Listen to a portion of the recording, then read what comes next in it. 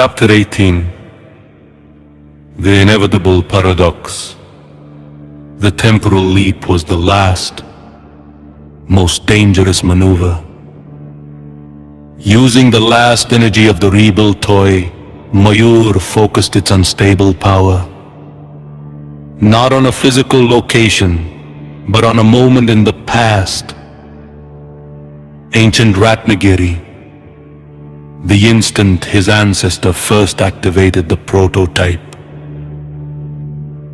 The family was thrown through a vortex of emptiness, a trap of incomplete moments of forgotten echoes. They landed on the rocky soil of the Konkan coast, under a sky that looked both familiar and impossibly distant. Before them stood the ancestor, clad in simple robes and intricate tattoos, part of a group of primitive humans, the eldest among them, with eyes as thoughtful as Mayur's, held a device. The magnificent, crude echo of the flying car toy. He was preparing to activate it, to perform the Tandava, to earn the favor of the gods. The family had only moments. "Stop him, Papa," Avani screamed. But her voice was lost in the wind. Mayur understood how terrifying the decision was. Stopping the ancestor would save humanity from the silicon wave. But changing the past would destroy their future. They themselves were the result of the very events they were trying to stop. The creation of the Chronosapiens, the temporal leap, this terrifying journey, everything was a direct result of that first whoosh toy. If the toy had never been activated, they, the family, would never have existed.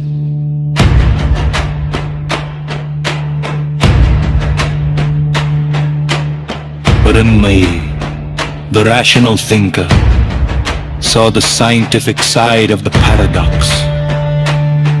If we stop him, we will be destroyed. We will vanish. Mayur, this choice is between the existence of our family and the survival of humanity.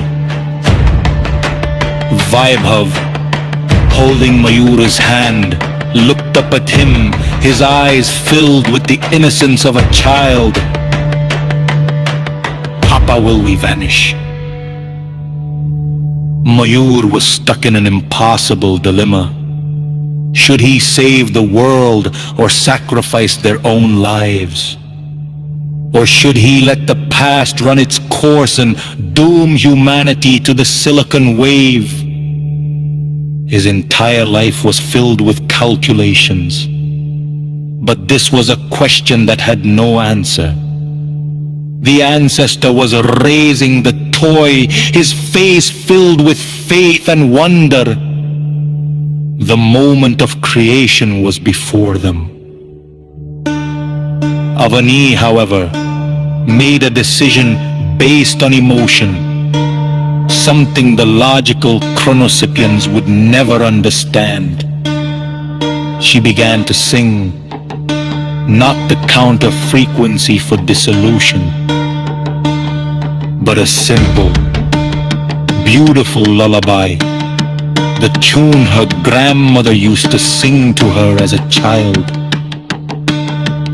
The song was a part of her DNA memory, and a direct echo of the ancestors' rhythm.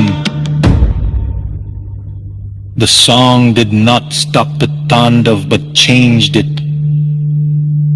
Hearing that familiar, mysterious rhythm, the ancestor changed his hand movements, his face filled with wonder and confusion.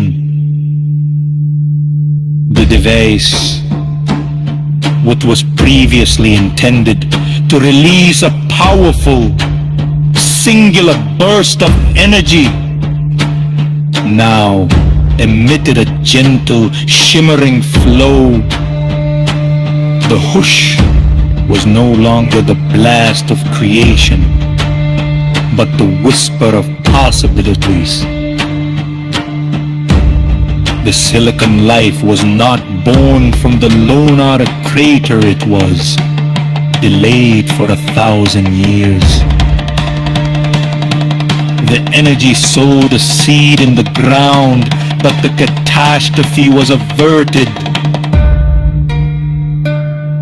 The Chronosapiens would not be born yet.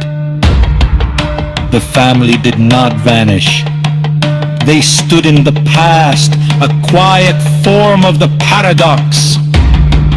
They had not destroyed the past, only changed it, postponing the inevitable result. They saved their own lives, but the final moments of humanity were only delayed.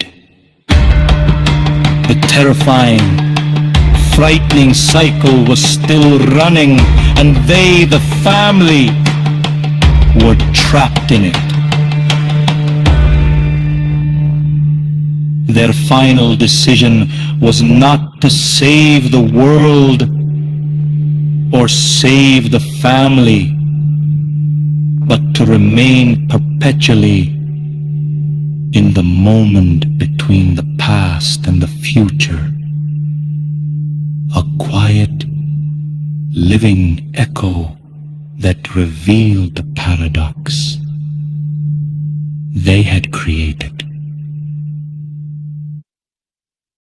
Chapter 18, The Inevitable Paradox. Coming soon. Comment, like, and subscribe.